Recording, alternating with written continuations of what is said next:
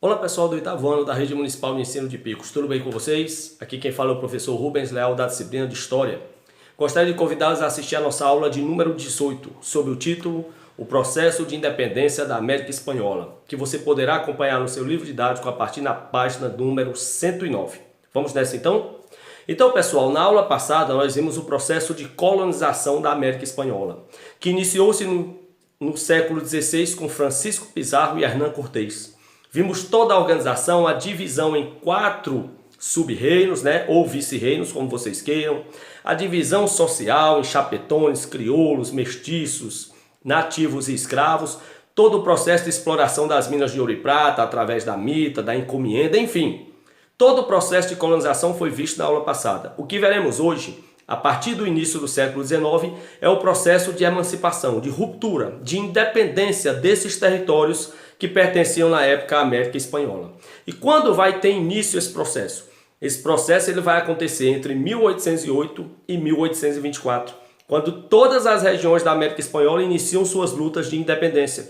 E por que começou justamente em 1808? É muito simples. Porque em 1807, o rei espanhol foi derrubado por Napoleão Bonaparte, que colocou no trono da Espanha seu irmão José Bonaparte. Por que o rei espanhol foi derrubado, professor Rubens? Em 1806, Napoleão Bonaparte ele criou um bloqueio continental contra a Inglaterra, proibindo todos os países europeus de comercializarem com os ingleses. A ideia de Napoleão era dominar todo o continente europeu. Só que a Inglaterra, por ser uma potência econômica, seria de difícil conquista. Então a ideia de Napoleão Bonaparte, ao estabelecer o bloqueio continental contra a Inglaterra, era arruinar a economia inglesa e prejudicar o país para uma posterior conquista pelo exército dele, o exército francês. Então, em 1806, Napoleão estabeleceu um bloqueio continental, proibindo todos os reinos europeus de comprarem ou venderem mercadoria dos ingleses. Em 1807, ele descobriu que havia sido traído pelo rei da Espanha e ele foi invadir o território espanhol e o rei foi deposto. Napoleão substituiu o rei da Espanha por seu irmão mais velho, o francês José Bonaparte. Quando a notícia chegou aqui na América, na porção espanhola do continente americano, essas regiões, esses povos sentiram que era o momento de iniciar as lutas de independência, haja visto que quem estava no trono espanhol não era um rei espanhol, era um rei francês, e que talvez não fosse fazer nada para impedir esse processo de ruptura. E é aí que em 1808 começam-se a criar aqui, na América Espanhola, as juntas governativas. Os crioulos, que era um grupo que tinha uma insatisfação com esse processo de colonização, porque jamais podiam ocupar os altos cargos, isso nós vimos na semana passada, os crioulos criaram a partir de 1808 essas juntas governativas para lutar pela independência dos territórios da América Espanhola. E essa luta de independência ela é dividida em 2 momentos. Tem uma primeira fase, de 1810 a 1814, quando a Espanha era governada por José Bonaparte, o rei francês. E nessa primeira fase, José Bonaparte não fez absolutamente nada para impedir essas ondas de independência aqui. Mas tem uma segunda fase, quando José Bonaparte saiu do trono espanhol e o trono foi assumido pelo rei Fernando VII, que era espanhol. Há um retorno de um rei espanhol ao trono e com o retorno, Fernando VII, aí ele começa a agir a partir de 1814 no sentido de impedir a independência da América Espanhola. Só que ela já estava muito adiantada, o processo de lutas já tinha começado. Fernando VII até tentou impedir, enviando para cá, para a América Espanhola, 10 mil soldados espanhóis para coibir os movimentos emancipatórios. É aí que é a segunda fase. Essa segunda fase vai de 1814 a 1825, que é o período que a Espanha volta a ter um rei espanhol e tenta reprimir esse movimento.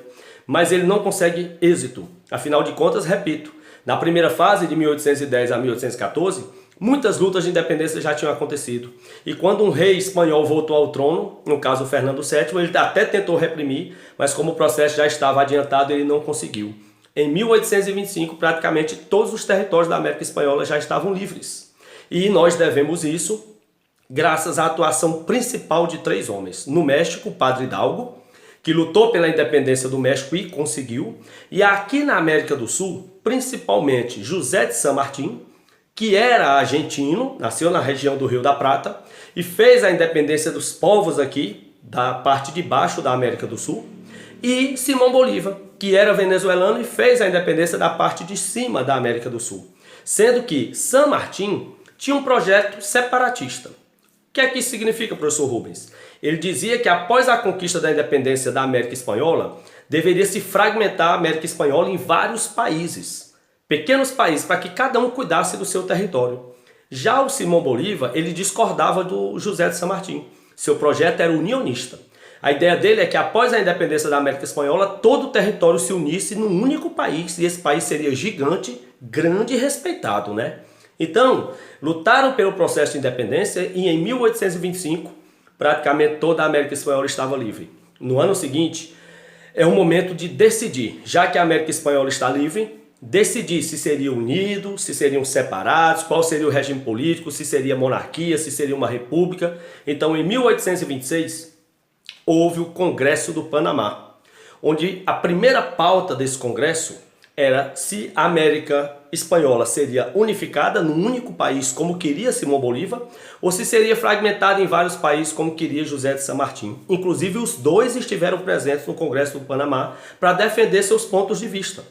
E o que pesou para se decidir pela opinião de José de San Martín, da fragmentação da América Espanhola em vários países? A presença de ingleses e norte-americanos. Estados Unidos e Inglaterra enviaram representantes ao Congresso do Panamá na ideia de forçar a fragmentação da América Espanhola em vários pequenos países. Qual era o medo dos Estados Unidos e da Inglaterra? Se a América Espanhola se unisse num único país como queria Simão Bolívar, no futuro esse país poderia ser grande o suficiente para competir com os Estados Unidos e Inglaterra. Então, para Estados Unidos e Inglaterra era importante que houvesse uma fragmentação da América Espanhola em vários pequenos países, porque aí eles não teriam como competir com a economia dos Estados Unidos e da Inglaterra. Então eles foram lá para endossar, para apoiar o projeto de José de San Martín, que era de fragmentar. E terminou sendo o projeto que foi aprovado no Congresso do Panamá, e a América Espanhola deu origem a dezenas de países. Simão Bolívar, que queria um projeto unionista, ficou tão revoltado que abandonou o Congresso antes mesmo do seu término. Então, já que foi decidido pela fragmentação territorial da América Espanhola, o segundo ponto abordado nesse Congresso era sobre os regimes políticos que cada pequeno país recém-surgido adotaria. Apenas o México manteve a monarquia como regime político. Todos os demais novos países da América Espanhola recém-surgidos optaram pelo regime republicano. E nessa república surgiu um novo sujeito nesses novos países. O caudilho, que era uma espécie de coronel, chefe político local, que geralmente o povo apoiava e votava em quem ele apoiava, né?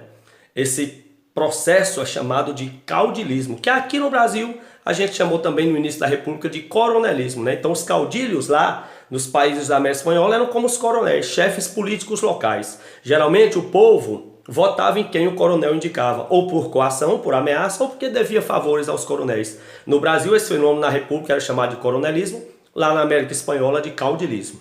Então não esqueça, todo esse processo começou em 1808, então logo o rei da Espanha foi derrubado e substituído por um rei francês, José Bonaparte.